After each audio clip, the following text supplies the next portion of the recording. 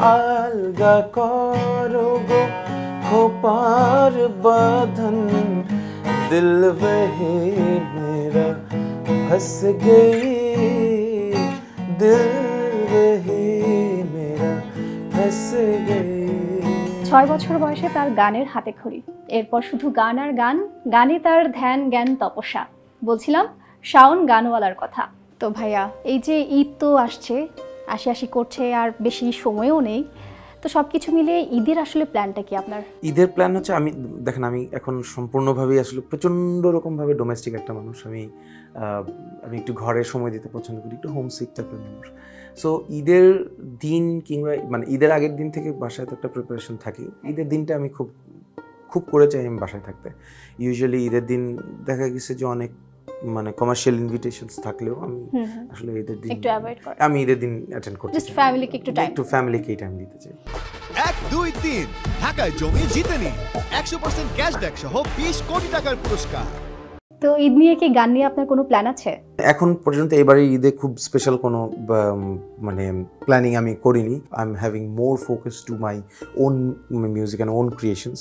যে গানগুলো আমি আমার নিজের মানে ইউটিউব চ্যানেল কিংবা নিজের যেই ইন্টারন্যাশনাল স্ট্রিমিং প্ল্যাটফর্মগুলোতে আমার যে চ্যানেলসগুলো আছে সেখানে আমি আমার গানগুলোকে এখন আমার কিছু নতুন গানগুলোকে রিলিজ করতে চাই। সেক্ষেত্রে এটার যে পেছনের কাজগুলো আছে, যে প্রোডাকশনের যে কাজগুলো আছে, আপাতত ওই কাজগুলো নিয়ে ব্যস্ত আছি। বাট খুব স্ট্যাটিক যে ঈদের কাজ বলতে এই মুহূর্তে মানে এই ঈদে আমার আপাতত কিছু হচ্ছে না।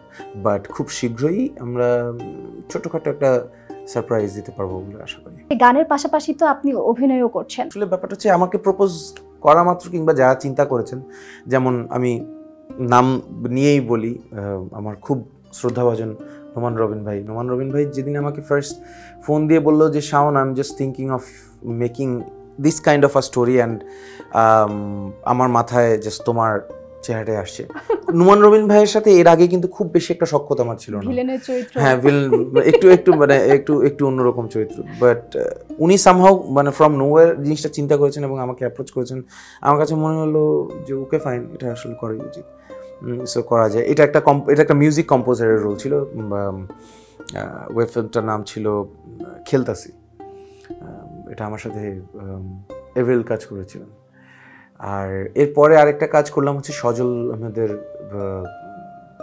পরিচালনায় 404 নট ফাউন্ড। ওটা এখনও আন্ডার প্রোডাকশন, কিছু কাজ, কিছু বেসিক কাজ বাকি আছে। সেটা অলিভ প্রোডাকশনসের আন্ডারে। সো ওটা ইনশাল্লাহ খুব কুইকলি দেখতে পারবো। ওইটাতে আমি একটা ভিলেনের রোল করেছি, একটু প্রত্যন্ত অঞ্চলে। 1, 2, 3 ঢাকায় জমি জিতে নিন 100% ক্যাশব্যাক সহ 20 কোটি টাকার পুরস্কার। তো এই অভিনয়ের কাজ করতে কেমন লাগে? আমার কাছে জোশ লাগছে, বিকজ মানে আমি খুব এনজয় করি। হয় কি, যারা প্রত্যেকদিন যারা অভিনয় করেন তাদের কাজটা যেমন একটু অন্যরকমের, কিংবা তাদের কাজে করার পেছনের গল্পগুলো যেমন অন্যরকমের। আমি যেমন প্রত্যেকদিন গান গাই, আপনি যদি আমার কাছে মানে গানটাকে আপনি যেভাবে ফিল করেন সেভাবে কিন্তু আমি কিন্তু তার চেয়ে একটু ডিফারেন্ট ওয়েতে ফিল করি। খুব রুডভাবে যদি বলতে হয়, আমি সেটাকে কমার্শিয়ালি ফিল করি। তো অভিনয় যেহেতু আমি একদমই রেগুলার না, ইটস জাস্ট মানে এটা একটা বিচ্ছিন্ন ঘটনা মাত্র ঘটে গেছে অভিনয়টা। সো ওইটা আমি আসলে ফুল হার্টেডলি আমি করতে পারছি। তো এর পাশাপাশিও কিন্তু আপনি শিক্ষকতার প্রফেশনেও আছেন। তো এই প্রফেশনটা খুবই রেসপেক্টিভ একটা জায়গাতে আছেন, কেমন ফিল করছেন বাচ্চাদের সাথে সময় কাটানো? এটা খুবই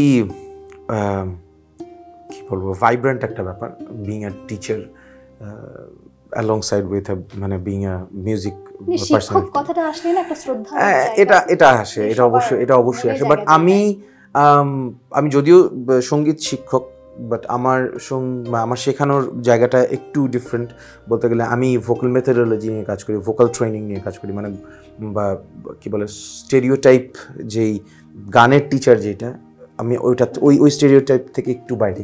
একদম হাতে খড়ির তো হয়েছে 6 বছর বয়সে, রাইট? 6-7 বছর বয়সে, রাইট। তো এই গান শেখানোর পেছনে মানে অন্যতম যেই ইনফ্লুয়েন্স সেটা হচ্ছে আমার ফুপু এবং আমার মেজর চাচা, because they were Hawaiian guitarist. তারা দুজনই হাওয়াইয়ান গিটারিস্ট ছিলেন, আমার ফুপু এবং আমার মেজর চাচা। পরবর্তীতে ছেড়ে দিছে, বাট তারা ওই ফ্যামিলির ভিতরে যেহেতু একটু টুকটাক মিউজিক, তারা মনে করছে যে ওকে ফাইন, শাওনকে আসলে গান শেখানো যায়। তারপরে গান শেখার ওই প্রথম 3টা কিংবা 4টা বছর ওই খুবই বিরক্তিকর, খুবই তেতো একটা সময়, কারণ ওই সময়টাতে অনেক গ্রামার শিখতে হয়, অনেক রেওয়াজ করতে হয়। কারণ আপনি যখন বুঝতে পারবেন সেটা তো ডেফিনেটলি, আপনি যখন বুঝতেছেন যে আপনার সুর লাগতেছে না, বাট ইউ আর ট্রাইং মানে ডে আফটার ডে, সো ওইটা প্রচণ্ড বিরক্তিকর একটা সময়। ওইটা এখন আমি ফিল করি as a teacher, as a music teacher, আমি যখন আমার বাচ্চাদেরকে শেখাতে যাই, আসলে সবকিছুরই শেখার সময়টা খুব কষ্টের। পরবর্তীতে যখন একটা সার্টেন এজ হয়ে গেছে, একটা ম্যাচুরিটি কিংবা ফিজিক্যাল ম্যাচুরিটি চলে আসছে, তখন কিন্তু আলটিমেটলি জিনিসটাকে খুব বেশি ঝামেলা পোহায় না। তখন যে ইটস ম্যাটার অফ যে কি বলে একটা প্র্যাকটিস টাইমিং কিংবা একটা প্র্যাকটিসের যেই টিপসগুলো থাকে কিংবা প্র্যাকটিসের কৌশলগুলো, ট্রিক্সগুলো যে থাকে, ওই ট্রিক্সগুলো অবলম্বন করে কিন্তু মানে আজকে মানে এই এত বছর ধরে আমি গান করতেছি। প্রথম স্টেজ প্রোগ্রাম কত সালে? 2006 সালে। ফিলিংসটা কেমন ছিল? অদ্ভুত একটা ফিলিংস। এটা অডিয়েন্সের সামনে দাঁড়ানো, ওই মঞ্চে দাঁড়ানো, হাত পা কাঁপেনি? অবশ্যই হাত পা কাঁপছে এবং আমার হাত পা কেন, আমার গলাও কাঁপছে কিছুটা, হয়তো একটু সুর থেকে বাইরেও চলে গিয়েছিলাম। আমার ফার্স্ট গান ছিল, মানে আমি যে পারফর্ম করেছি সেটা ছিল হচ্ছে ঘুম ভাঙা শহরে, আয়ুব বাচ্চুর এলআরবির ঘুম ভাঙা শহরে। তো ওই গানটা ফার্স্ট যখন আমার ব্যান্ডের সাথে তখন আমি একটা ব্যান্ডের মেম্বার ছিলাম, ব্যান্ডের নাম ছিল দিবান নেশি। এটা হয়েছিল মিরপুর ডি টাইপ কোয়ার্টার বলতে একটা কোয়ার্টার আছে, ওই কোয়ার্টারের মাঠে। ওই দিন অন্যরকম একটা অনুভূতি ছিল। ফার্স্ট গান গাওয়ার পরে মনে হয়েছে ওকে ফাইন, এবার মানে আমার এখন পর্যন্ত ওই 2006 সালের 14 এপ্রিলের ওই ফার্স্ট প্রোগ্রামটা থেকে আজ পর্যন্ত যখনই আমি কোনো প্রোগ্রাম কিংবা কোনো স্টেজ শোতে পারফর্ম করতে যাই, আমার এই ফার্স্ট গান পর্যন্ত নার্ভাস ব্রেকডাউন থাকে, এটা এখন পর্যন্ত থাকে। এছাড়াও আপনি যেহেতু ব্যান্ডের সাথে ইনভলভ ছিলেন, আপনার ব্যান্ডের নাম ছিল জফলা নামটা? জফলা এটা আসলে ব্যান্ডের চেয়ে এটা আসলে একটা প্রজেক্ট হিসেবে আমরা বেশি কাজ করেছি। এটা it's a name of a project. এই প্রজেক্টটাতে বেসিক্যালি আমরা নাম সিলেকশনটা আসলে এটা কেন করা হয় জানি না, ফ্রম নোওয়্যার আমার কাছে মনে হয়েছে জফলা ক্যান বি আ নেম।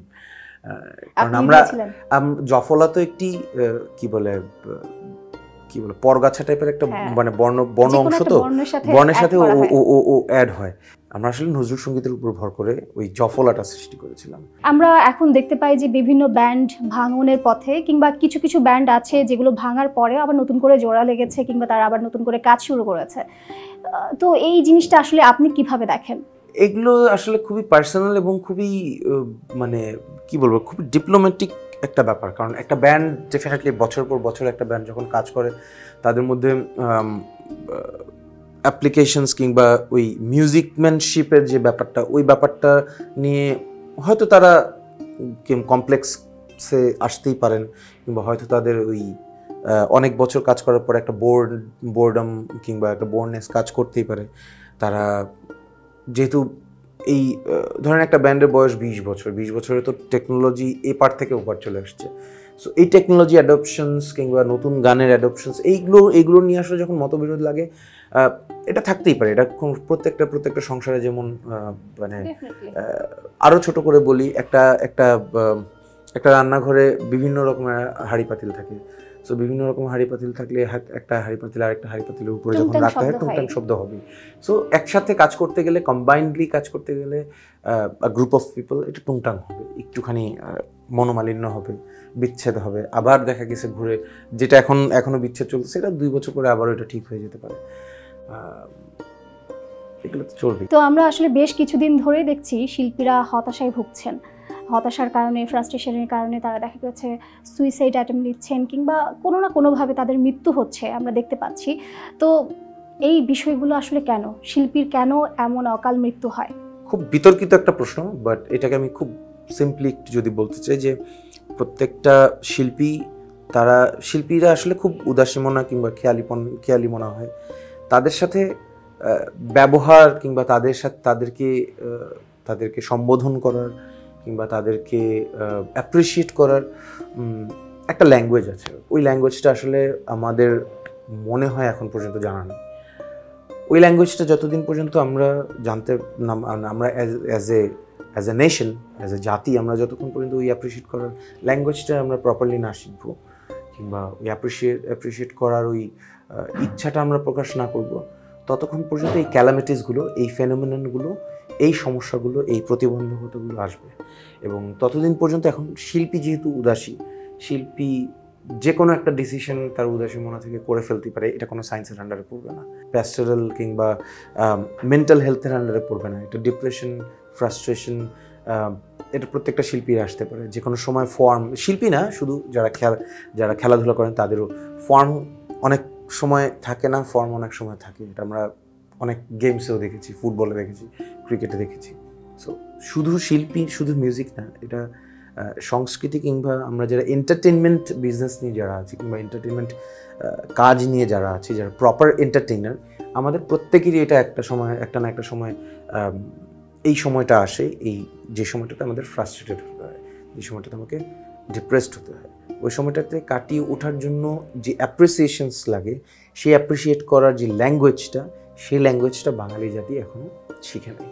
শিল্পীদের আসলে অপ্রত্যাশিতভাবে এমনভাবে চলে যাওয়া আমাদের কারো কাছেই আসলে কাম্য নয়। তো নজরুল সঙ্গীত নিয়ে যেহেতু পড়াশোনা করা, নজরুল সঙ্গীত গান, তো এই নজরুল সঙ্গীতের আসলে অডিয়েন্স কিন্তু খুব কম সংখ্যক মানুষ, যদি ধরি গুটি কয়েক মানুষ, সবাই কিন্তু ওভাবে শুনে না, কিংবা ওভাবে নজরুল সঙ্গীতের বলে না যে একটা শ্রেণীর মানুষই শুধুমাত্র শুনে।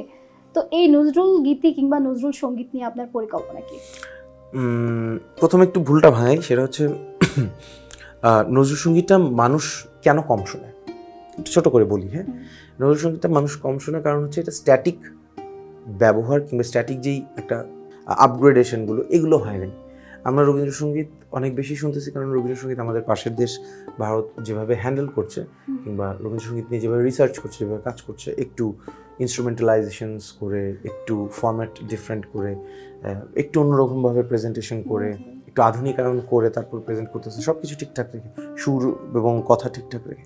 ওই কাজটা বাংলাদেশে এখনও স্ট্যাটিক্যালি কেউ করে না। এরকমভাবে কিছু মানে আমাদের আসলে উচিত নজরুল সঙ্গীত নিয়ে কিছু ডেভেলপড গান প্রডিউস করার, যে গানগুলোতে সুর এবং বাণী ঠিক থাকবে, কথা ঠিক থাকবে, সুর ঠিক থাকবে, জাস্ট অ্যাপ্লিকেশনসগুলো ডিফারেন্ট। তাহলে মানে শুধু নজরুল সঙ্গীতের মানে শ্রোতারা নয়, বাংলাদেশের আপামর বাঙালি নজরুল সঙ্গীত শুনবে। ও মন রমজানের ওই রোজার শেষে এলো খুশির ঈদ, তুই আপনাকে আজ নিয়ে দেশ আসমানি তাগিদ। ও মন রমজানের